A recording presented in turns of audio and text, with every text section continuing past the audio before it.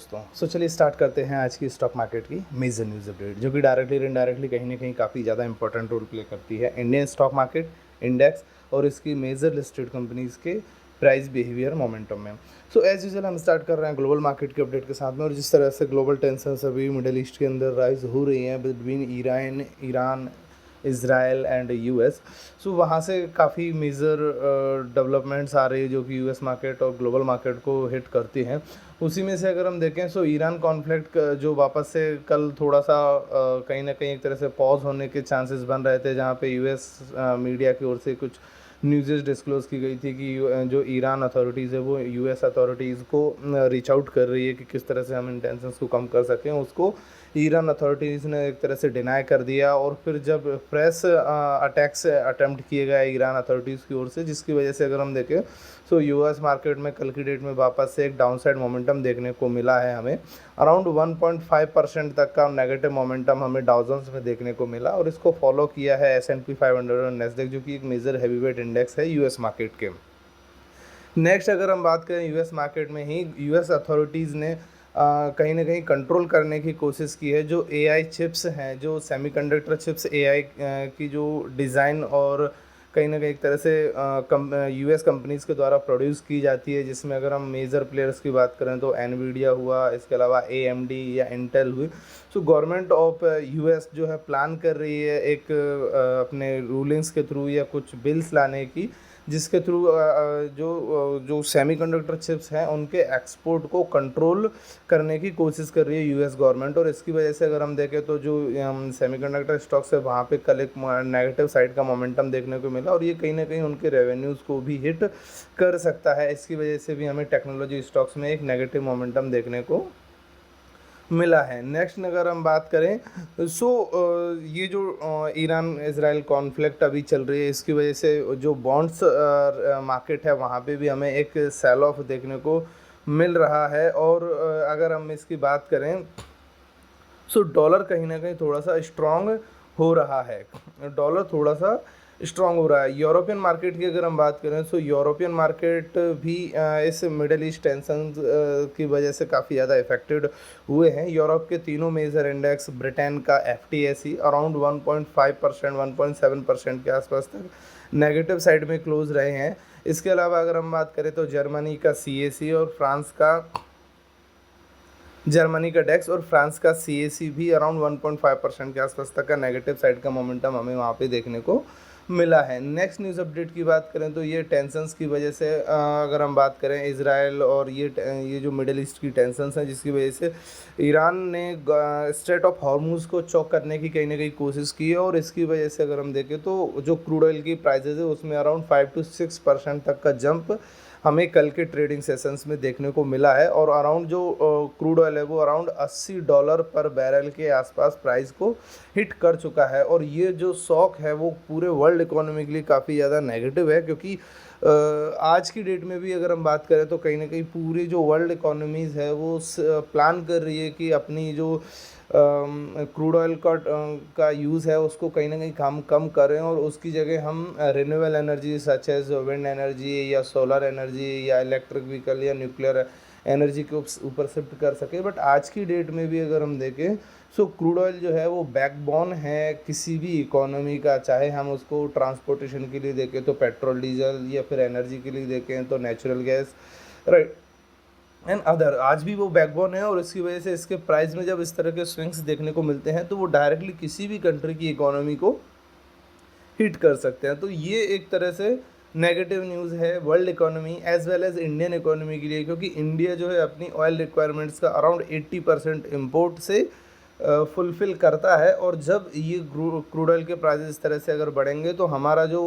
Current account deficit की बात करें या जो एनर्जी सिक्योरिटी की बात करें तो वो हिट होती है। नेक्स्ट न्यूज़ अपडेट की अगर हम बात करें तो ग्लोबल कमोडिटीज़ मार्केट में गोल्ड की ओर से आ रही है। कल की डेट में इजराइल ईरान टेंशंस और मिडल ईस्ट टेंशंस वापस से राइज हुई है, लेकिन गोल्ड और सिल्वर जो कि प्रीशियस मेटल्स या एक तरह से सेफ हेवन इनको कहा जाता है, उनकी प्राइसेस में अराउंड हमें 1 से लेकर 1.5% तक का डाउनसाइड देखने को मिला है। रीज़न कि जिस तरह से डॉलर थोड़ा सा स्ट्रांग हुआ है और बॉन्ड मार्केट्स में जो ट्रेडिंग्स हुई हैं उनकी वजह से अगर हम देखें तो गोल्ड में थोड़ा सा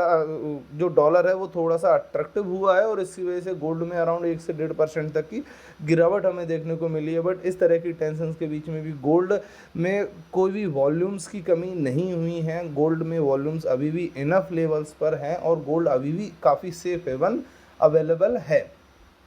नेक्स्ट अगर हम बात करें, मूव करते हैं इंडियन इकोनॉमी के ऊपर। तो इंडियन इकोनॉमी के ऊपर अगर हम देखें तो गवर्नमेंट ऑफ इंडिया की ओर से जो कोशिश की जा रही है कि जो मिडल ईस्ट के अंदर टेंशन चल रही है उससे इंडियन इकोनॉमी को कहीं ना कहीं बचाया जा सके, या जो नेगेटिव इम्पैक्ट मिडल ईस्ट की टेंशन्स के इंडियन इकोनॉमी पे हो सकते हैं उनको कम से कम किया जा सके, उसका पहला रिजल्ट हमारे सामने अब देखने को मिल चुका है। जिस तरह से इन टेंशन्स की वजह से क्रूड ऑयल की प्राइजेस में विद इन अ वीक काफ़ी ज़्यादा बड़ा अपसर्ज हमें देखने को मिला है, जिसकी वजह से इंडियन इकोनॉमी काफ़ी ज़्यादा हर्ट हो सकती है। उसी को कंट्रोल करने की कोशिश के तहत जो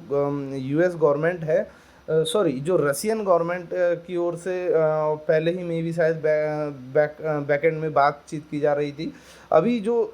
रशियन ऑयल टैंकर्स है वो इंडियन पोर्ट्स पर अनलोड होना स्टार्ट हो चुके हैं, ताकि जो मिडल ईस्ट की टेंशन्स की वजह से जो क्रूड ऑयल की सप्लाई मिडल ईस्ट से इंडिया को होनी थी वो कहीं ना कहीं एक तरह से हर्ट हुई है। सो इंडिया की एनर्जी सिक्योरिटी को कहीं ना कहीं कोई दिक्कत ना हो, इस वजह से अगर हम देखें तो रशियन ऑयल टैंकर्स जो है इंडियन पोर्ट्स पे ऑलरेडी अनलोड होना स्टार्ट हो गए। Indian oil refiner such as IOC, Indian Oil Corporation हम कंट्रोल या अदर जो कर सके। Next news private oil refiners है, इसका एक नेगेटिव इम्पैक्ट हमें बैलेंस ऑफ पेमेंट, इंडिया की जो balance of payment level start कर दिया है, जो हमारे खर्चे होते हैं सिक्योरिटीज है वो कहीं ना कहीं उस पर कोई भी डेंट नहीं आने वाला है। सो ये हमारे लिए एक तरह से पॉजिटिव न्यूज़ है। और इसी के बाद अगर हम देखें तो कल नेक्स्ट न्यूज़ अपडेट की अगर हम बात करें तो गवर्नमेंट ऑफ इंडिया की ओर से कल की डेट में जो डेटा रिलीज किया गया है, जहां पे अगर हम देखें प्रोवाइड किया है न्यू कंपनीज का जो रजिस्ट्रेशन है या जो एलएलपीज का रजिस्ट्रेशन है वो अपने इस हाईएस्ट लेवल के आसपास तो ये हमारी आया है। अगर हम बात करें तो जनवरी के अंदर जो अब हम ऑफिस का रजिस्ट्रेशन है single month Russian oil purchase कर सकते हैं विदाउट सैंक्शन 10,000 से ऊपर न्यू रजिस्ट्रेशन एक सिंगल मंथ के अंदर। नेक्स्ट न्यूज़ अपडेट की अगर हम बात करें जो लेवल है या जो गवर्नमेंट ऑफ रजिस्ट्रेशन है केवल रशियन ऑयल पे ही डिपेंडेंट नहीं रहना चाह रही है। नेचुरल गैस या एनर्जी सिक्योरिटी में जो हमारा सेकंड मेजर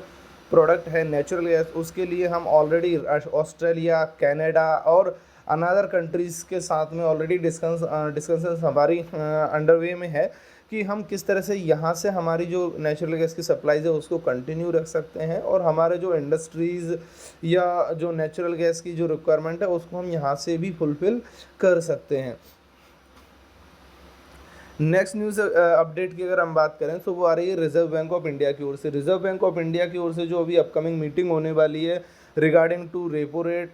डिसीजंस को लेकर, तो चांसेस बन रहे हैं कि जिस तरह से जो मिडल ईस्ट टेंशन चल रही है वो इंडियन इकोनॉमी को काफ़ी ज़्यादा हर्ट कर सकती है इकोनॉमिकली या फाइनेंशियली। सो उसको कहीं ना कहीं उसके असर को कम से कम रखने के लिए गवर्नमेंट जो रिजर्व बैंक है वो प्लान कर रही है कि यहाँ पे रेपो रेट में कोई भी चेंज ना किए जाएँ और लोअर लेवल पे ही रेपो रेट्स को रखा जाए ताकि इंडियन इकोनॉमी को कुछ टाइम के लिए एक सपोर्ट या कुशनिंग